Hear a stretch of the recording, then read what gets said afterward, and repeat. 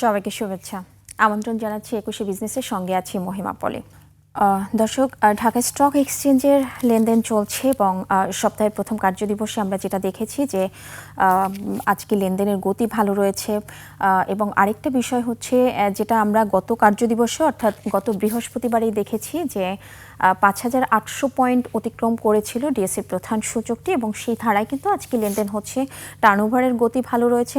তবে একটা বিষয় এখানে একটু জানিয়ে রাখছি যে সম্প্রতি একটি অনুষ্ঠানে বিএসসিসির চেয়ারম্যানের একটি বক্তব্যের পরিপ্রেক্ষিতে অর্থাৎ ডিএসসি চিহ্নিত দীর্ঘদিন ধরে বন্ধ থাকা যে সকল কোম্পানি রয়েছে অর্থাৎ ৩২টি কোম্পানি রয়েছে, সেই ৩২টি কোম্পানির ট্রেড সাসপেন্ড ইস্যুজ নিয়ে বিএসসিসির চেয়ারম্যানের একটি বক্তব্য প্রকাশিত হয়েছিল এবং সেই বক্তব্যের পরিপ্রেক্ষিতে আজকের সপ্তাহের প্রথম কার্যদিবসে আমরা যেটা দেখেছি যে এই যে বন্ধ থাকা ৩২টি কোম্পানি ডিএসসি কর্তৃক চিহ্নিত সেই কোম্পানির দাম কিছুটা কমেছে, অর্থাৎ সেখানে বিনিয়োগকারীরা হয়তো কিছুটা আতঙ্কগ্রস্ত হয়েছেন। তারই ফলশ্রুতিতে আমরা যেটা দেখেছি যে এই কোম্পানিগুলোর দাম কিছুটা নেগেটিভ রয়েছে। এবং আরেকটা বিষয় যদি এখানে একটু শেয়ার করি যে সম্প্রতি আমরা যেটা জানি যে বিদেশি বিনিয়োগকারীদের আকর্ষণ করার জন্য বেশ কিছু উদ্যোগ কিন্তু বিএসসিসি থেকে নেওয়া হয়েছে এবং এটা কিন্তু পরবর্তীতে বিদেশি বিনিয়োগ বাড়ানোর জন্য আরও ভবিষ্যতে ভালো ভালো উদ্যোগ নেওয়া হবে। কিন্তু একটা বিষয় এখানে আমি একটু জানিয়ে রাখছি যে বিদেশি বিনিয়োগ গত জুনে গত জুনে এটি কমেছে, সেটি হচ্ছে মে এবং এপ্রিলের তুলনায় মেতে কমেছে এবং মের তুলনায় জুনে কমেছে। আমি যদি সেই সংখ্যাটা একটু বলি যে গত জুনে বিদেশিরা বিনিয়োগ করেছে অর্থাৎ শেয়ার কিনেছে ৬ কোটি টাকা, সেখানে তারা শেয়ার বিক্রির একটা চাপ ছিল, সেই বিক্রির পরিমাণটা ছিল ৩৫৮ কোটি টাকার শেয়ার বিক্রি করেছেন বিদেশি বিনিয়োগকারীরা। এবং সেখানে একটা পুরো ইনফরমেশনটা যদি আমি আপনাদের সাথে একটু শেয়ার করি যে বিদেশি বিনিয়োগ সেখানে হয়েছে ৬ কোটি টাকা, যেখানে বিক্রি করেছেন ৩৫৮ কোটি টাকা এবং দেখা গেছে যে গত জুন মাসে মের তুলনায় সেটি দ্বিগুণ এবং যদি এপ্রিলের কথা বলি সেখানে ৩ গুণ এটা বিদেশি বিনিয়োগটা কমেছে। অর্থাৎ এপ্রিলে কিন্তু হয়েছিল সেটা ১৬১ কোটি টাকা, এপ্রিলে ১২৪ কোটি টাকা ছিল সেটা বিক্রির পরিমাণ এবং মেতে ছিল ১৬১ কোটি টাকা বিক্রির পরিমাণ ছিল, যেটা জুনে হয়েছে ৩৫৮ কোটি টাকা। তো আমরা দেখেছি যে এপ্রিল, মে এবং জুন সেটি কিন্তু ধারাবাহিকভাবে বিদেশি বিনিয়োগকারীদের যেটা ইনভেস্টমেন্ট সেটা কিন্তু ধারাবাহিকভাবে কমেছে এপ্রিল থেকে জুন পর্যন্ত।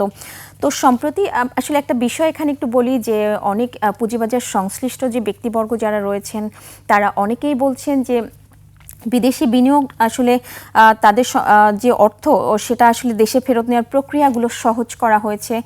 তবে একটা বিষয় যে নীতিগত অনিশ্চয়তা, নিয়ন্ত্রক সংস্থার বেশ কিছু সিদ্ধান্ত এগুলো হয়তো কিছুটা আস্থাহীনতায় ছিল, তারই ফলশ্রুতিতে হয়তো বিদেশি বিনিয়োগটা এভাবে প্রতিনিয়ত কমছে।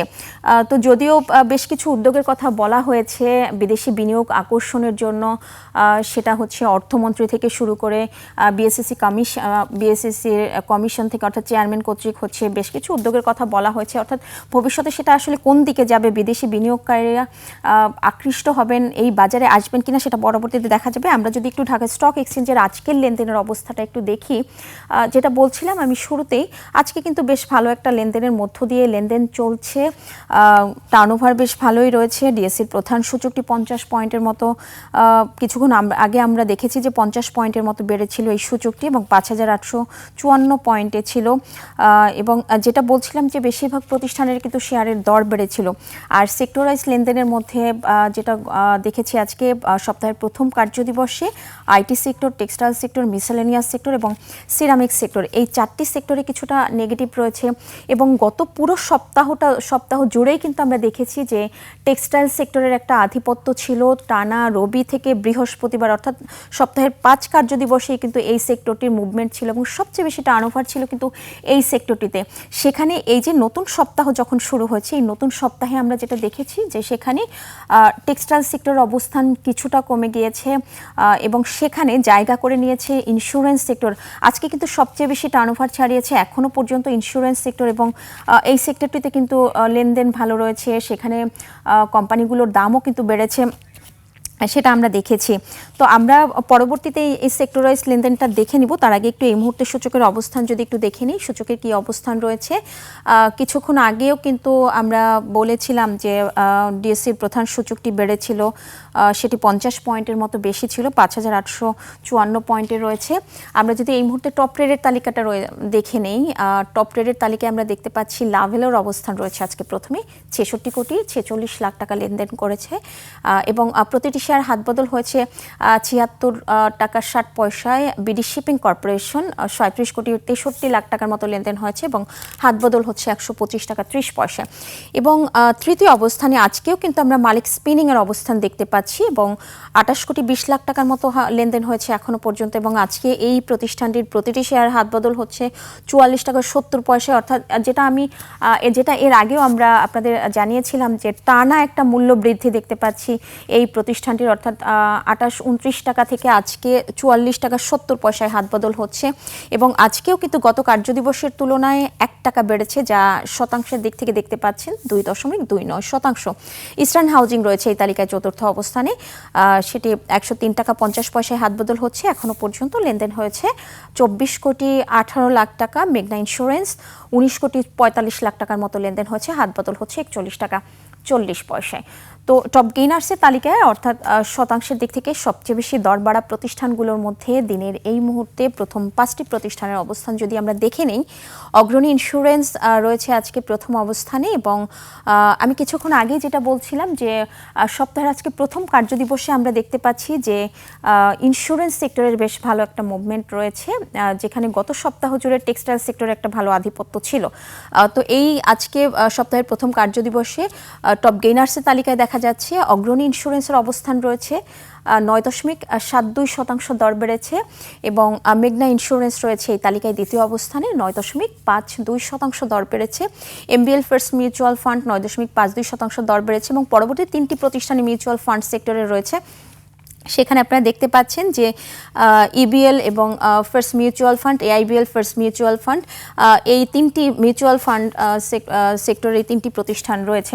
তবে একটা বিষয় এখানে একটু জানিয়ে রাখছি যে মিউচুয়াল ফান্ড সেক্টরের আসলে ফেস ভ্যালুর নিচে এই প্রতিটি শেয়ারের দাম থাকলেও সম্প্রতি বিএসসির চেয়ারম্যানের একটি স্টেটমেন্টের ভিত্তিতে, অর্থাৎ এই যে মিউচুয়াল ফান্ড নিয়ে তাদের একটা মিউচুয়াল ফান্ড বিধিমালা নিয়ে নতুন কিছু রুলস, এখানে কিছু কারেকশনের বিষয় আছে, সংস্কারমূলক বিষয় আছে এবং মিউচুয়াল ফান্ডকে বেসিক্যালি আসলে ভালো অবস্থান নিয়ে যাওয়ার জন্য এরকমই স্টেটমেন্ট তিনি দিয়েছেন। তারই ফলশ্রুতিতে হয়তো আমরা আজকে দেখতে পাচ্ছি যে এই সেক্টরটির প্রতিষ্ঠানগুলোর একটা মুভমেন্টও রয়েছে, সেটি আপনারা আজকে দেখতে পাচ্ছেন যে তারই ফলশ্রুতিতে টপ গেইনার্সের তালিকায় আজকে দেখা যাচ্ছে তৃতীয় থেকে পঞ্চম অবস্থানে কিন্তু মিউচুয়াল ফান্ড সেক্টরের 3টি প্রতিষ্ঠান রয়েছে এবং তাদের যে লেনদেনের চিত্র সেটাও কিন্তু আপনারা এখানে দেখতে পাচ্ছেন যে এমবিএল ফার্স্ট মিউচুয়াল ফান্ড 9.52% দর বেড়েছে এবং 3টি প্রতিষ্ঠানে কিন্তু এরই মধ্যে সার্কিট ব্রেকারের সর্বোচ্চ সীমা পর্যন্ত কিন্তু দর বেড়েছে এবং এই 3টি প্রতিষ্ঠানের বিক্রেতা শূন্য অবস্থান করছে, আপনারা দেখতে পাচ্ছেন। তো টপ লুজার্সের তালিকায় দিনের এই মুহূর্তে কোন প্রতিষ্ঠানগুলি রয়েছে আমরা একটু দেখে নেব।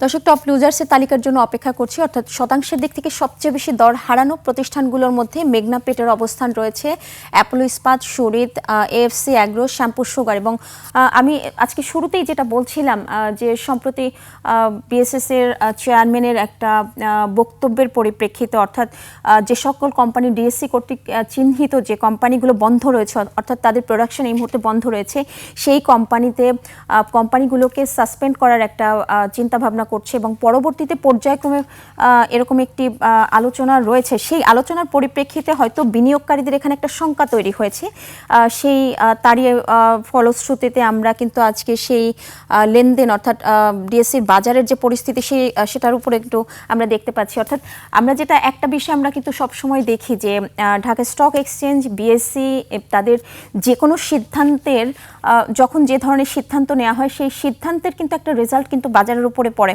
সেটাও কিন্তু আমরা আজকে দেখতে পাচ্ছি। আপনারা দেখছেন যে আজকে টপ লুজার্সের তালিকায় আমরা প্রথমেই দেখতে পাচ্ছি মেঘনা পেট রয়েছে অ্যাপোলো ইস্পাতের অবস্থান দ্বিতীয় অবস্থানে রয়েছে। শরীদ 8.96% দর হারিয়েছে এবং এএফসি অ্যাগ্রো 8.86% দর হারিয়েছে। রয়েছে শ্যাম্পু সুগারও এই তালিকায় পঞ্চম অবস্থানে এবং আপনারা দেখতে পাচ্ছেন যে সেই কোম্পানিগুলোর অবস্থান কিন্তু আজকে টপ লুজার্সের তালিকায় রয়েছে। তো দর্শক, আমরা ঢাকা স্টক এক্সচেঞ্জের এই মুহূর্তের যে লেনদেনের চিত্র সেটা আপনারা দেখছিলেন। নিচ্ছে একটা বিরতি, ফিরছি একটু পরে, সাথেই থাকুন।